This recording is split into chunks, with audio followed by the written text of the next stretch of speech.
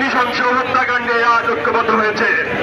আমরা এই সমাবেশ থেকে বলতে চাই, যেখানে ইসরায়েলি পণ্য থাকবে সেখানেই আমরা বয়কট করবো। বন্ধুরা আমাদের ক্ষুদ্র পরিসর থেকে এই অবস্থান থেকে এই বয়কট ছাড়া আমাদের কি বা করা আছে? বন্ধুরা আমার, সংগ্রামী বন্ধুরা, আমরা সমস্ত মুসলমান আজ এক হয়েছি।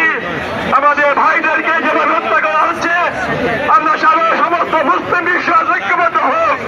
অতি ঐক্যবদ্ধ হয় আমরা জানি মুসলমানদের সামনে কোন শক্তি নাই দাঁড়াতে পারবে, এবং আমরা সকল শক্তি নিয়ে এই ইউদুলকে আমরা পরাজিত করে সক্ষম হবো ইনশাআল্লাহ। বন্ধুরা আমার, সেই লক্ষ্যে সকলকে ঐক্যবদ্ধ হওয়ার আহ্বান জানিয়ে আমি আমার সংক্ষিপ্ত বক্তব্য এখানে শেষ করছি।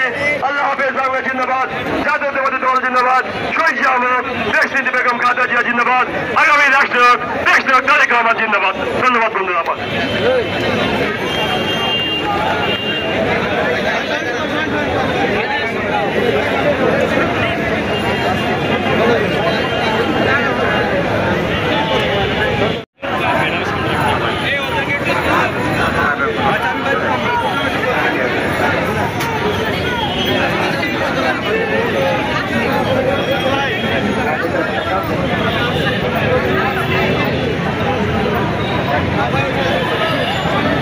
রুবিন এবং আকরাম, রুবিন এবং আকরাম, রুবিন এবং আকরাম,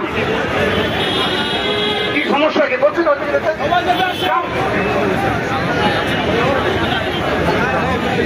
আমরা সবার বাংলাদেশ ফাউন্ডেশন ইতিমধ্যেই আমাদের একটি 11 এপ্রিল সারা বাংলাদেশে কনসার্ট ছিল, সেটা আমরা স্থগিত রেখেছি।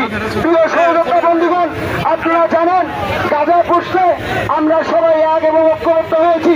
কিছু দুষ্কৃতিকারী যখন বাংলাদেশের মানুষ সবাই গাজা এবং রাফার প্রশ্নে এক এবং ঐক্যবদ্ধ হয়ে আওয়াজ তুলেছে, তখন কিছু দুষ্কৃতিকারী বাংলাদেশের মানুষের এই ঐক্যকে ভুলণ্ঠিত করার জন্য গতকালকে আপনারা দেখেছেন বিভিন্ন প্রতিষ্ঠানে হামলা করেছে। প্রিয় সহযোদ্ধা বন্ধুগণ, আপনারা অবশ্যই গাজার প্রশ্নে সবাই এক এবং ঐক্যবদ্ধ